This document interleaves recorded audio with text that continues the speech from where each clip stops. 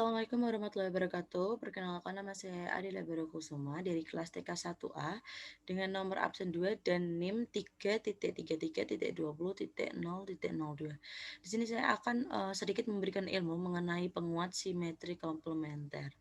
Untuk rangkaiannya sendiri itu penguat simetri komplementer itu ada dua, yaitu eh, penguat simetri komplementer kelas B sama kelas AB. Nah, kita langsung menuju pada langkah yang kelima, yaitu buat rangkaian sebagai berikut.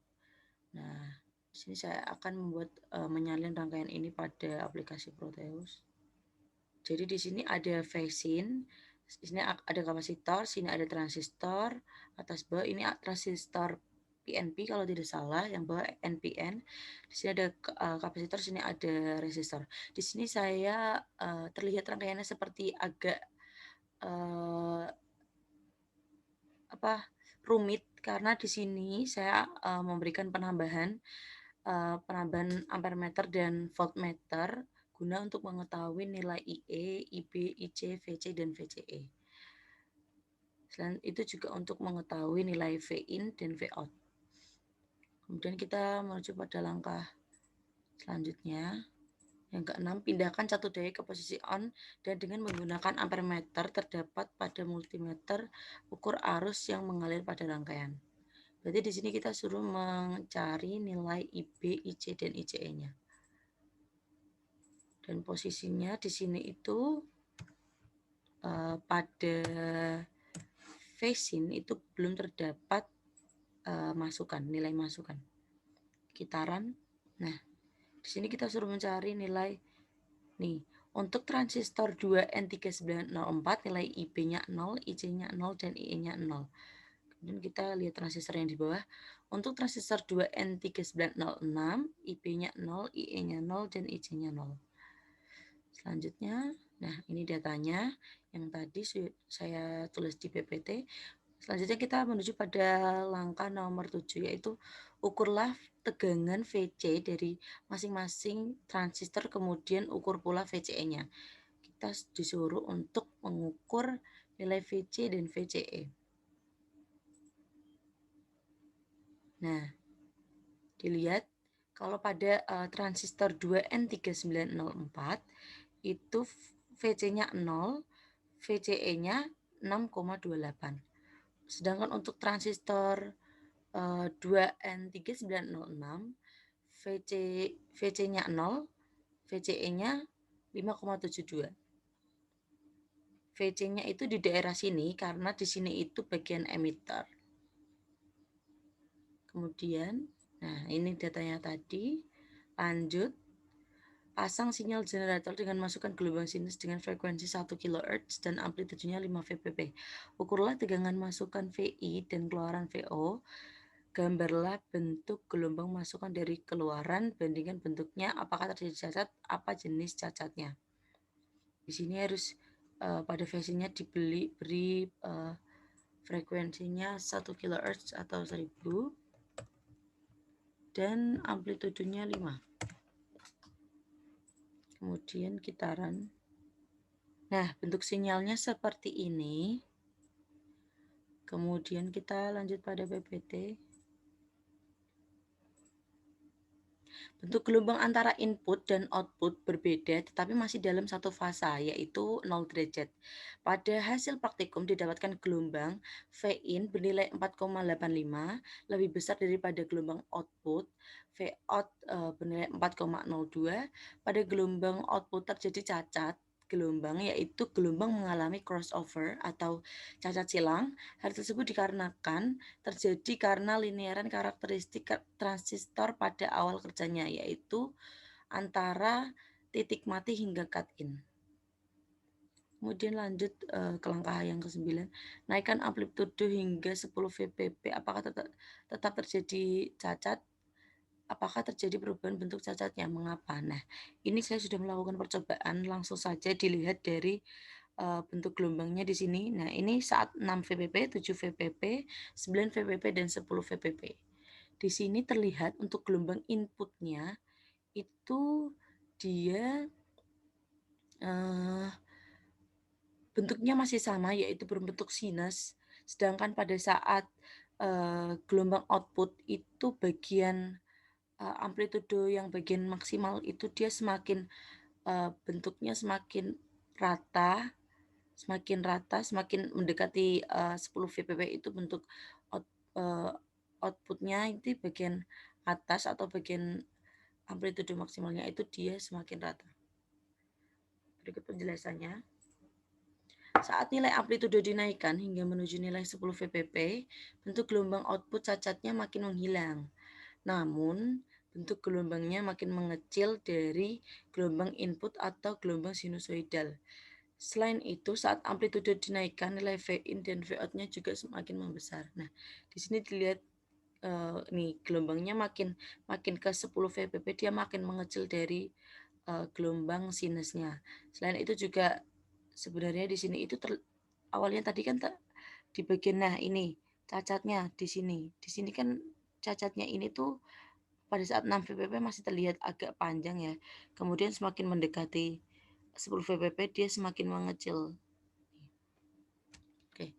Kemudian lanjut pada langkah ke-10 yaitu ubah rangkaian menjadi sebagai berikut. Kemudian ulangi langkah 6 sampai dengan 9. Langkah 6 sampai dengan langkah 8. Nah, di sini sudah saya ubah ya rangkaiannya, yaitu perbedaannya di daerah sini itu diberikan dioda 1N914. Nah, kemudian untuk langkah 6 itu tadi mengenai ukur nilai IB, IE, dan ICE. IB, IE, dan IC. Nah, di sini dilihat bagian transistor 2N3904 nilai IB 0, IC 0, dan IE 0,14. Pada transistor 2N3906, IB 0, IE 0,14, IC 0,14.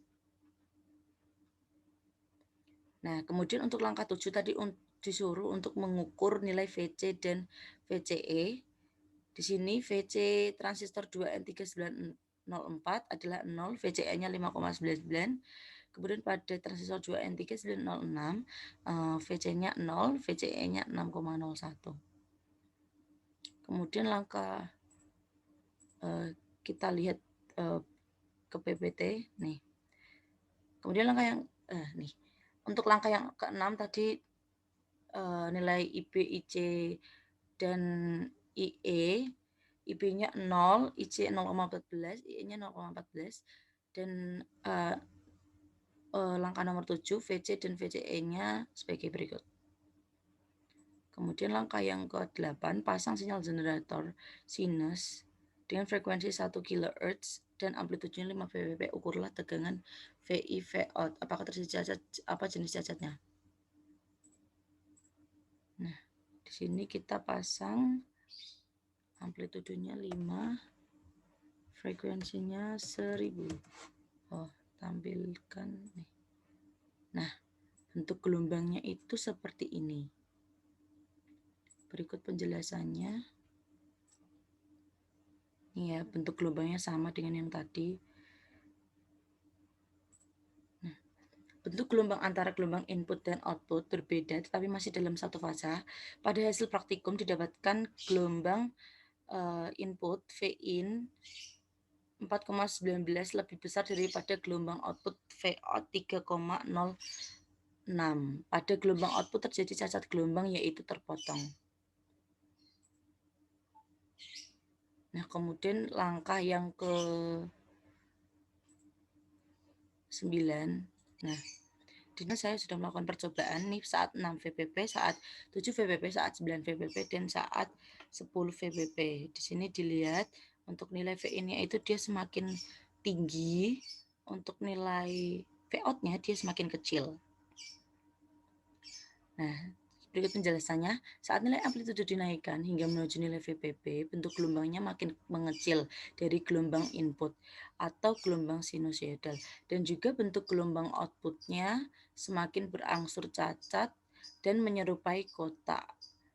Selain itu, saat amplitudo dinaikkan atau nilai Vin membesar, maka Vout-nya malah semakin turun.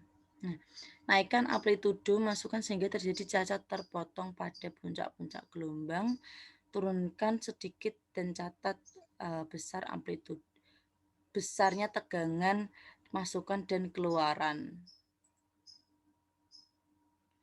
Nah, di sini itu terjadi cacat terpotong itu saat amplitude sekitar 3,2 VPP. Di sini emang belum terlihat terlalu jelas ya bagian cacatnya yang mana. Tapi kalau secara amat itu dia di sini sudah terjadi cacat, yaitu pada bagian puncak-puncaknya ini bagian yang saya tunjuk ini itu sudah berbentuk datar, tidak mengerucut seperti gelombang sinus inputnya. Di sini sudah terjadi perubahan.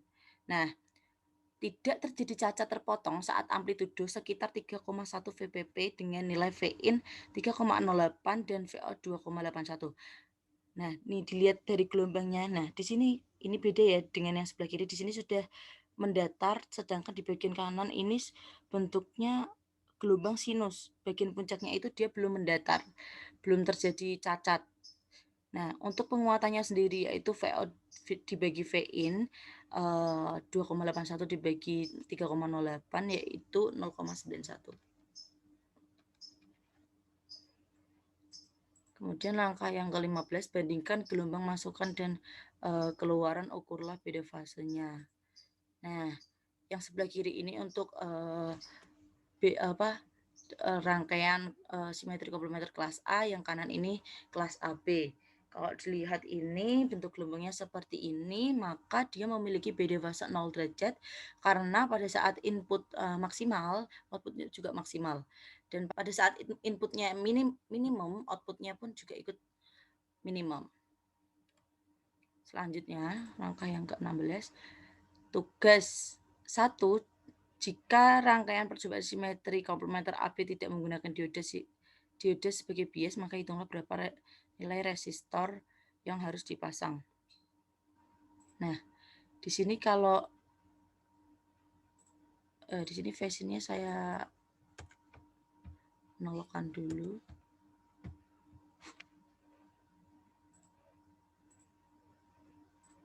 Nah, di sini kalau misal fashionnya masih belum ada inputan, itu nilai VC 0, VCE 5,99. Sedangkan pada saat sedangkan pada transistor yang bawah ini nilai VCE-nya 6,01 dan VC-nya 0. Maka kan tadi diminta apabila tidak ada diode di sini diganti dengan transistor, itu nilai transistor yang dibutuhkan berapa. Nah, di sini sudah ada rangkaian yang saya buat, yaitu mengganti diode menjadi resistor.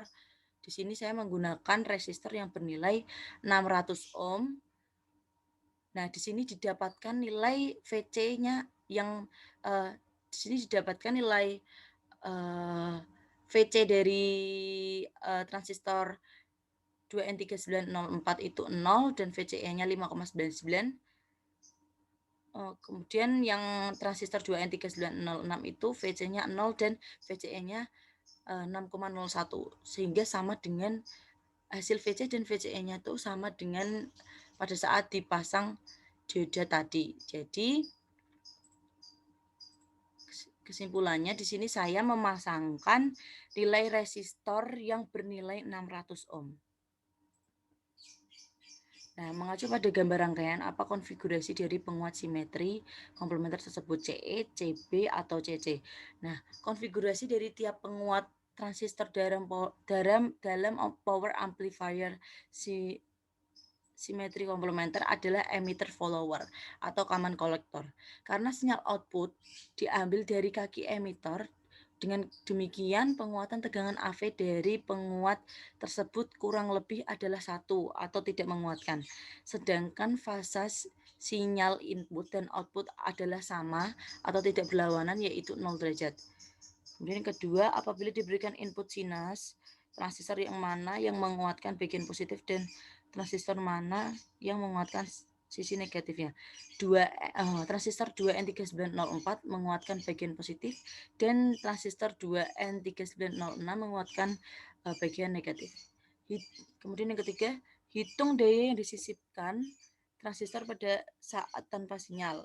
Untuk dayanya itu saat tanpa sinyal itu P sama dengan akar 2 VCC, sehingga didapatkan nilai P sama dengan 16,968. Kemudian berapa penguatan daya penguat? Bagaimana cara mengukurnya?